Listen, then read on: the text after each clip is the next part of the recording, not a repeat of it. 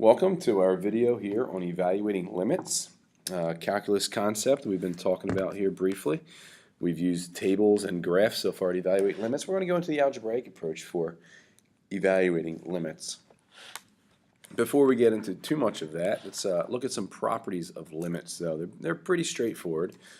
We got some given situations here, so that suppose the limit as x approaches c of some function f of x is equal to some number L. And similarly, the limit as x approaches that same c value of a different function g of x is known to be k, all right, also a number. So let's see what happens with these properties. If I take my function f of x and I multiply it by some random number b, so in other words, if it was x squared, I now make it 3x squared, that limit is simply b times what the original limit was. Okay, it just changes by multiplying by a constant. If I add or subtract these two functions together and take the limit as x approaches c, that's the same thing as just taking the individual limits and adding or subtracting them together. Okay, and we'll do some examples with these as well. Same idea, if I take the product of those two functions, that means their limit is going to be the product of their limits. The ratio of the two functions, the limit will be the ratio of their two limits, assuming the k value is not equal to 0. That should be a capital K right there. Okay, that is the same K as up here and here and here and here. And finally, if I take that function and I raise it to some power, that means the limit will just simply get raised to that power. So let's look at some examples using those properties. Our first example will be the limit as x approaches 2 of 4x squared plus 3. Okay, so I theoretically could break this up into two separate functions, a quadratic function. I don't know why I wrote f of x there. I wanted to write 4x squared. A quadratic function, and the limit as x approaches 2 of a linear function of 3. Okay, I can simply break this up into an f of x plus a g of x. All right, well, the limit as x approaches 2 of 4x squared, if I plug a 2 in, I get 4 times 4 is 16. And the limit as x approaches 2 of 3, well, that's a constant function. That's always 3. Okay, so when I add those together, I get 19 as the limit. Okay, it seems kind of mundane or pointless. I could have just plugged 2 in here and gotten 16 plus 3, which also is 19. This is simply showing you if you have two functions that you cannot combine together to make one function, I can look at them individually and then combine their limits as needed. Okay, so either way, I get 19 for that one. Let's say I tell you the limit as x approaches 4 of f of x is 3. I tell you the limit as x approaches 4 of g of x is 6. And I ask you to find the limit as x approaches 4 of f of x times g of x. Well, based on our properties from above, I'm just going to take 3 times 6 and get 18. Limit as x approaches 4 of f of x divided by g of x. Well, it's going to be 3 over 6, or a half. Okay, so you're literally just manipulating those numbers to do what you need them to do as far as the limit is concerned. So just want to get through some of that background information. Now we're going to move on to evaluating limits. So far, you guys have been using tables. You just saw a couple examples of direct substitution. Right? If I have a continuous function, y equals 4x squared minus 3x plus 2. We all know that's a parabola. Parabolas have the domain of all real numbers, so I can plug in any number I want. Okay, that is a continuous function. We'll talk about that more in the future. If I want to find the limit as x approaches 2 of this function of 4x squared minus 3x plus 2, I have no issues, right? There's no denominators to worry about. There's no radicals to become negative. I simply plug in. 2 squared is 4, times 4 is 16, minus 6 is 10, plus 2 is 12. Okay, that is direct substitution. It is a piece of cake. You got it already.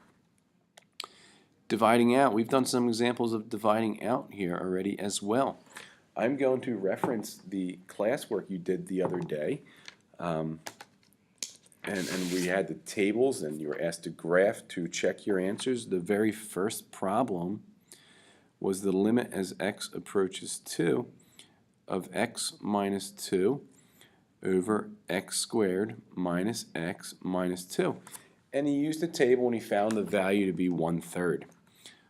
Well, we're going to prove that algebraically. The limit as x approaches 2 of x minus 2 over, I'm going to factor the denominator into x minus 2 and x plus 1. X minus 2's cross out. So I have 1 over x plus 1. So the limit as x approaches 2 of 1 over x plus 1 can now have direct substitution, which is 1 over 2 plus 1, or 1/3. Okay, so that is dividing out. You simply, if you can factor it, cross things out, and plug in direct substitution after the fact. In the end, all algebraic limits are going to have direct substitution. Sometimes the issue is getting to direct substitution. So here's another interesting one, number 3 from that same worksheet you guys were working on. I believe it was one of the few that you could not get a fractional answer for with your current knowledge. It looked like this, and I believe you guys all got like a .289 or something like that, if that rings a bell. Well, we're going to rationalize this guy.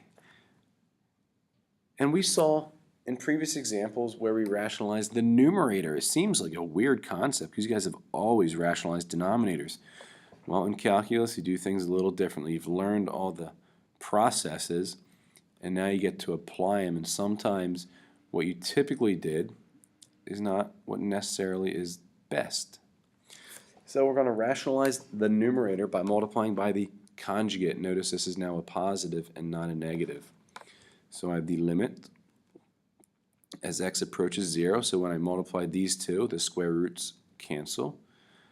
The middle terms, right, I'm going to have negative of this, and I'm going to have positive of this. They cancel out. So I end up with a minus 3.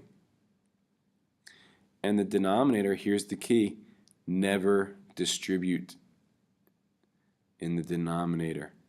Because, well, let me rephrase that, never distribute in the denominator when we're rationalizing the numerator. Because look at what happens right here. These two guys right here, minus 3 plus 2, that's a little bigger than I wanted. Let's make that a little smaller. These two guys right here cancel out. 3 minus 3, gone. Now look what happens with the x's. X was my issue. I couldn't plug 0 in here because I get a 0 in the denominator. Now I don't have that issue. Gone. So I have the limit as x approaches 0 of 1 over the square root of x plus 3 minus the square root of 3, which is simply 1 over 2 root 3. All right, and we're going to show you that that is the same thing. See if I have a calculator up here somewhere I can use. I think I have one of my tools here.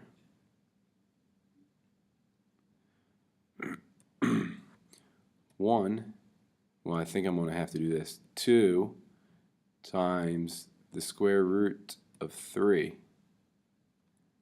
I'm not sure that did what I wanted to do. Let's do 3 square roots. There we go. Times 2 equals. And now I want to do 1 divided by that. There's your .288 that you guys kept getting, .289.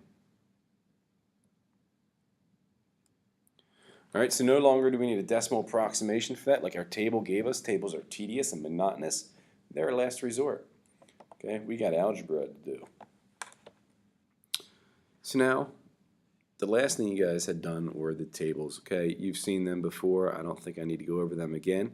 I've given you a couple strategies for solving algebraically by doing direct substitution and by dividing out and by rationalizing. Okay, those will be our 3 main methods for finding the value of limits. I'm going to have a separate video here I'd like you to watch also. It'll be a short one dedicated to one specific method for evaluating limits that does not come up very often. So that's why it's going to be a separate video. I hope you got some good information out of this one. Catch you later.